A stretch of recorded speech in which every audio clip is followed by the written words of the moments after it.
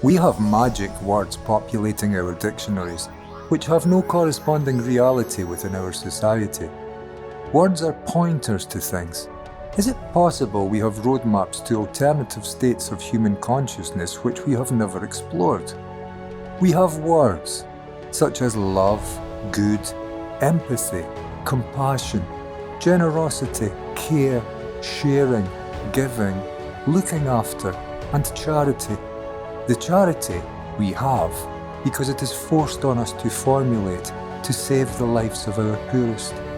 What is of interest is that the charity is often a result of organisation from the already poorer sectors of our society. It is generally the poor who look after the poor by stocking food banks. So where is the evidence that such words point to anything at all? Perhaps there is great folly within our languages. Perhaps men of old made words, invented symbols, without them having any meaning. Do we hold in our possession road signs which deceive? From time to time, men have come along who have talked of such words comprehensively as love, compassion, and care. They seemed to see something not open to all of us. Love. What could the word possibly mean?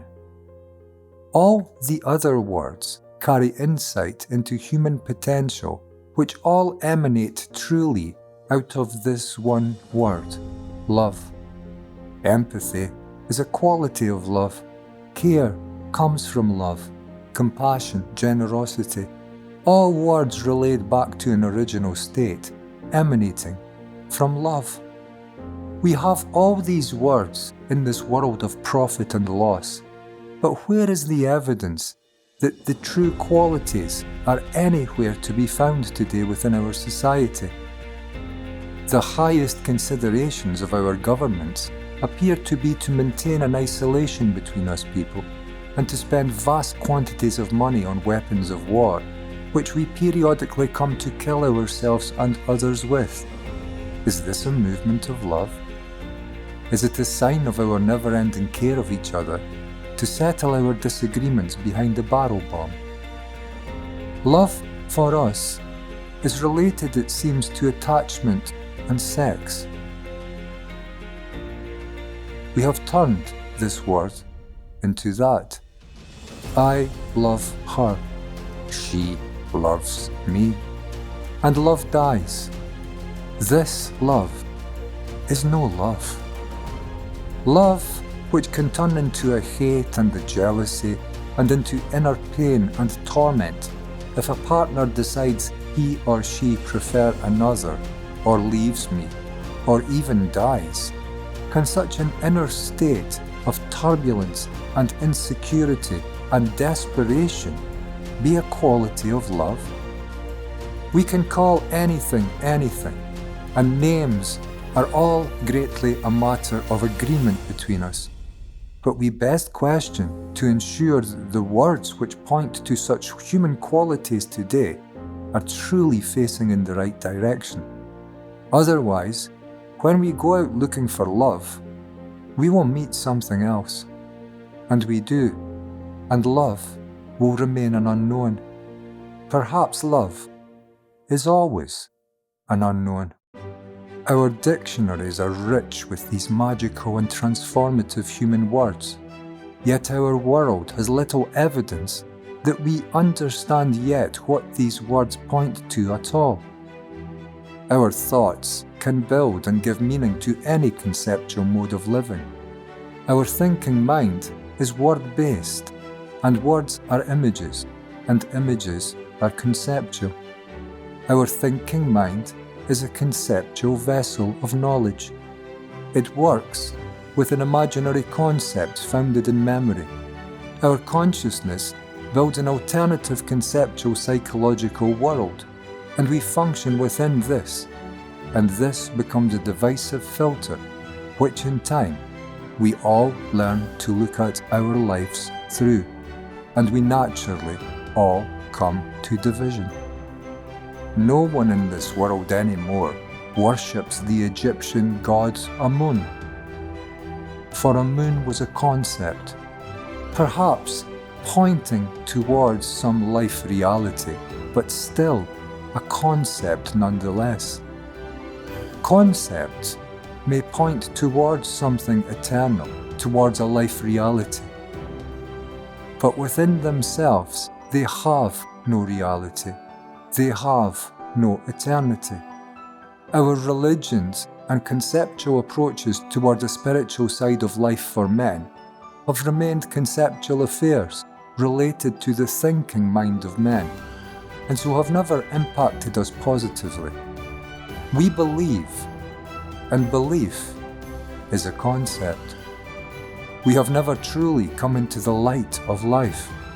We prefer the shadows of our divisive pasts.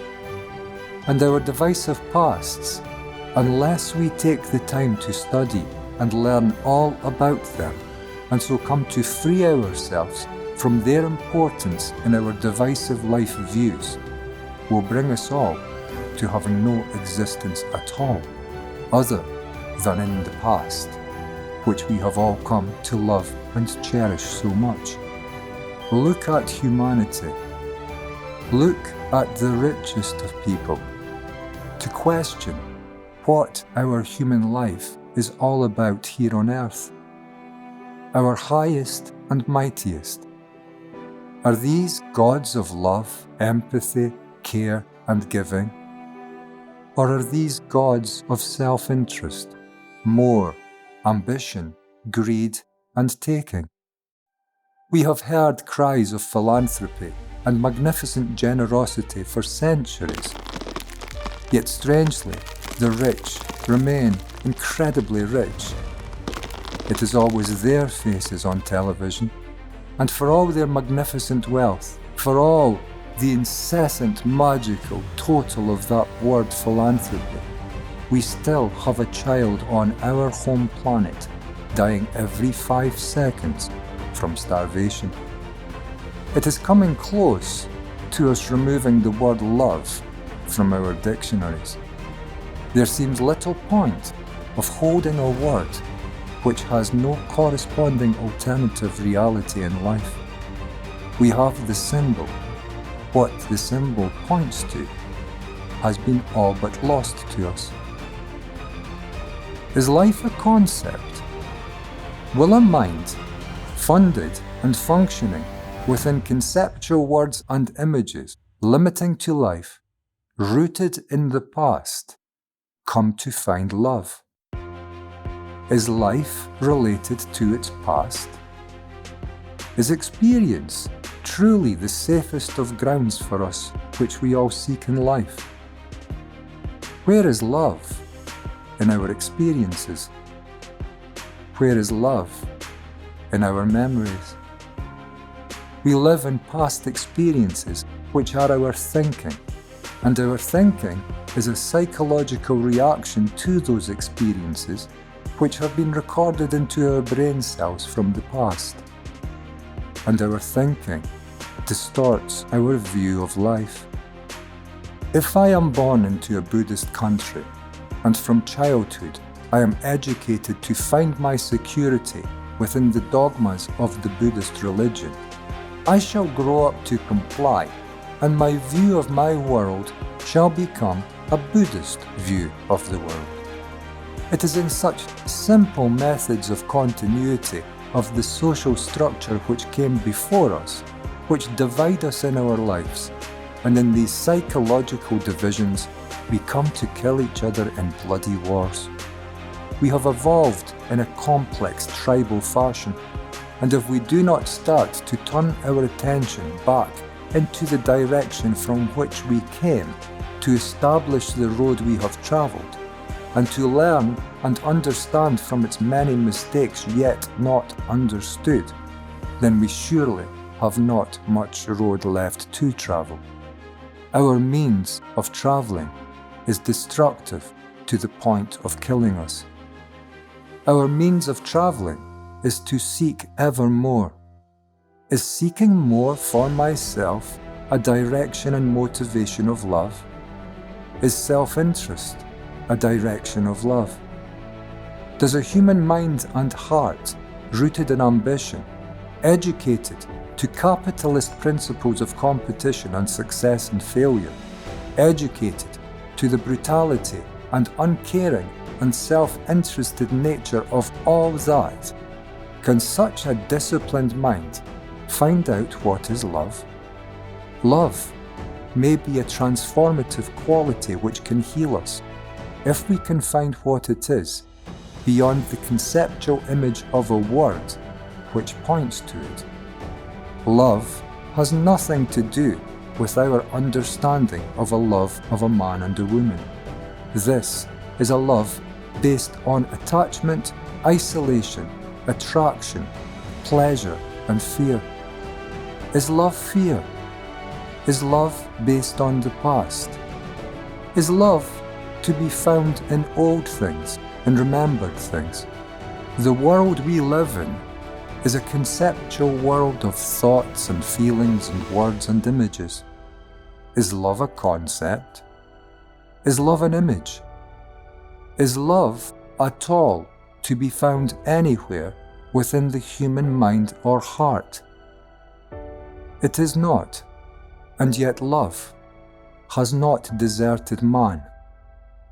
Man has deserted love. Living as we do on past insults, injuries, hurts, and pleasures, pursuing the same, moving into a conceptual future on a hamster's wheel of mind-numbing limited knowledge-based activity. Where is the love to be found in all of this? We may love ourselves. We may love money and success and power and ambition. But the love of money and power and ambition is a love rooted in educated, programmed, conceptual competition and battle, and so is no love at all. Where shall humanity come to find this long-lost, transformative element of human love? Does such a thing yet exist? If it does, then love indeed holds patience near and calls it a close friend. Would love not be most likely a quality of life? Would love not be related to creation? Is the past not what is past? Is the past not already dead? Is the past not old? Will love be found in the old? We are educated into knowledge. Knowledge is what we have already known, what has already come to pass. Is life to be found in the talking words of our educated brain cells? Or do our educated brain cells exist within the limitations of their divisive educations, and so bring us to see a need to spend trillions in defense and kill each other in periodic bloody wars? Is love to be found in division? Will love of one divided people in an act of patriotic care ever be an action which will unite and care for the entirety of humanity? Will following a traditional and divided religion ever lead us towards a unified and loving and caring humanity? Is love to be found in divisions? Do divisions not consistently lead us into war? Do we not build and use all these weapons of war we possess because we are divided? If we war and kill each other, can we truly maintain the word love in our vocabulary? It is very sad, but mankind is most likely to end his marvelous civilization here in bloody conflict than he is to take the necessary steps to reverse this calamitous, self-imposed stupidity rooted within mindless competition and educated divisions between us, which competition must have, for competition demands that we divide, and it is these very divisions between us which are killing us. Hillary Clinton was recently booed and jeered when accepting an honorary role from Queen's University in Ireland. War criminal was the language used in her direction.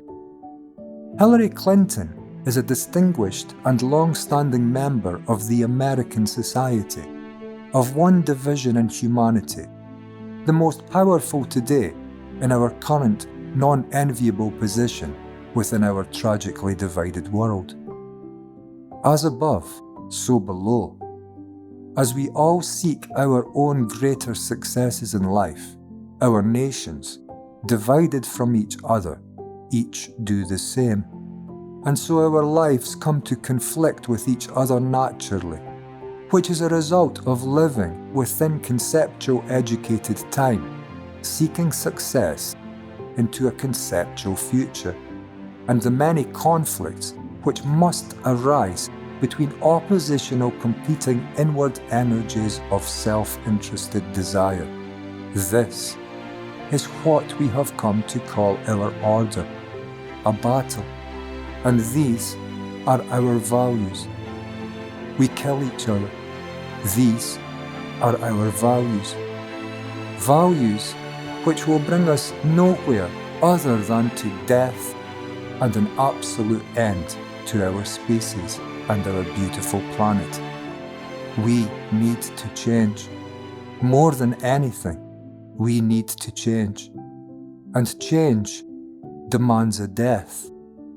We need to die to how we have lived before, and none of us wants to do that. We are all still too interested in our historically carried battles, rooted within our divided historical identities, which we yet gain an illusory psychological security from holding. Our securities are illusory today because look at our world. There is no security to be found when our security requires us to point 1 billion nuclear bombs at each other's heads. Can you imagine the tension which exists in a global population perfectly aware that it lives divided in a state of competition? That in these divisions we have created all of these awful, horrendous ways of killing each other, and we live daily under the direct threat that even a silly accident may come to end all life and all life's existence on planet Earth. This stupidity comes from our divided stance against each other, seeking our own limited security. It is psychological and remembered in nature, and based on the autonomy of an ambitious, divided, self-seeking and conceptual self. This is the movement inside the human brain. This is ego. This is me, myself, I. This movement within memory is the absolute source of all divisive problems within and between us. We will not solve any of our human problems seeking the security of another trillion nuclear bombs. We will not solve our human problems by becoming trillionaires.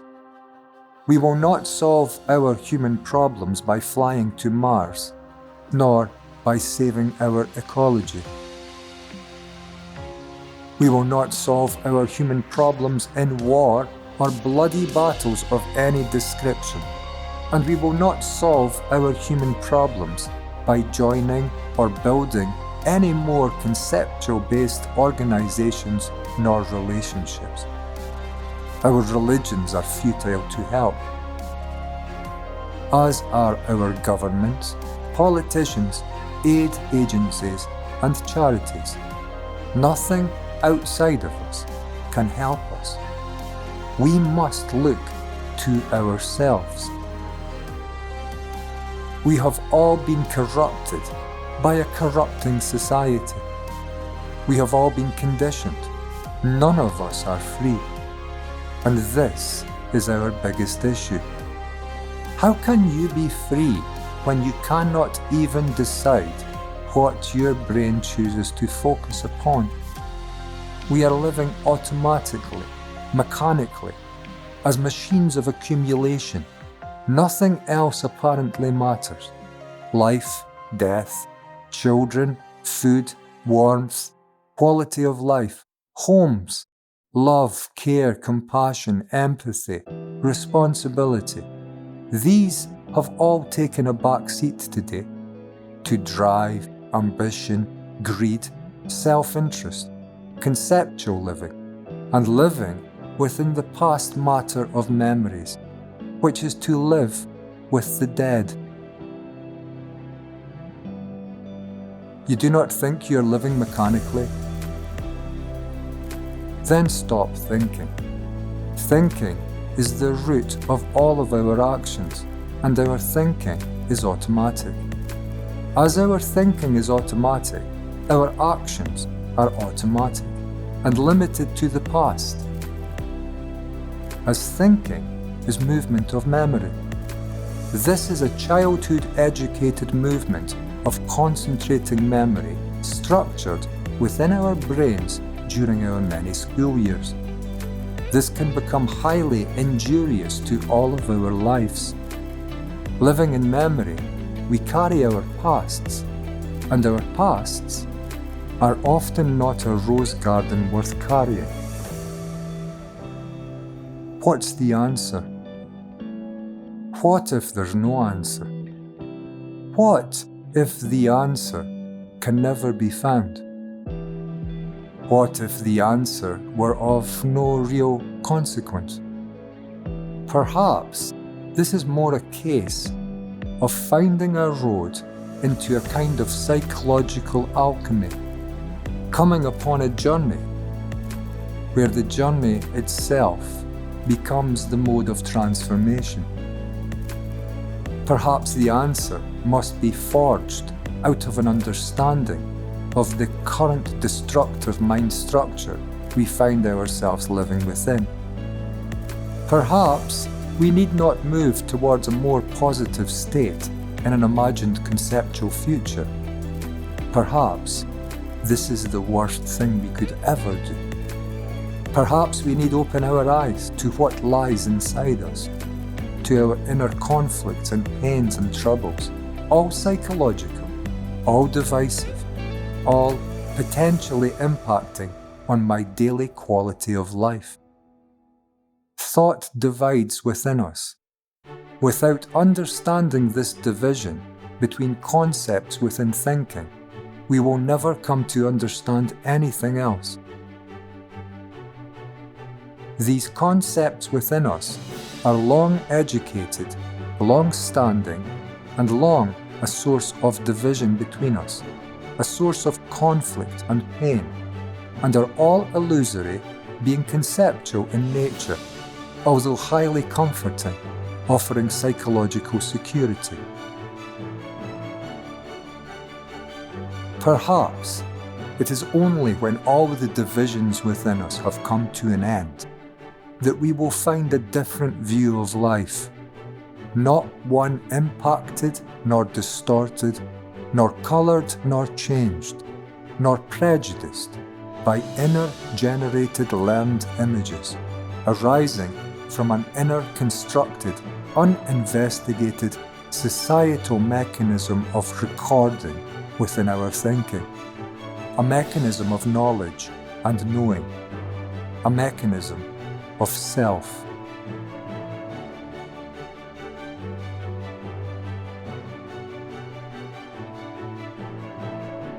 This inner flow of incessant words and images, this conceptual, time-based, incessant movement of memory, this is what we have come to call ourselves.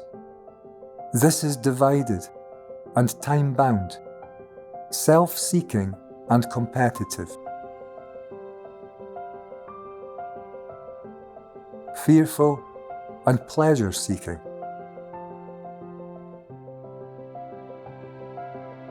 without the necessary life experience, void of compassion and care for another.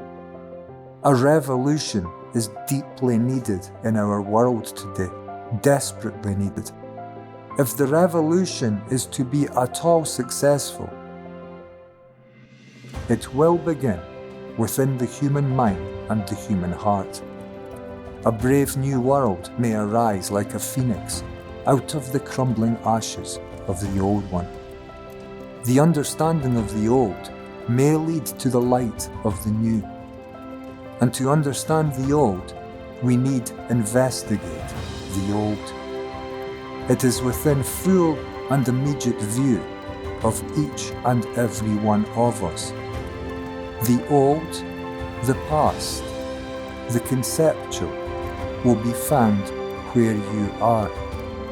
And where you are, love can never be. And where love is, you will never be found.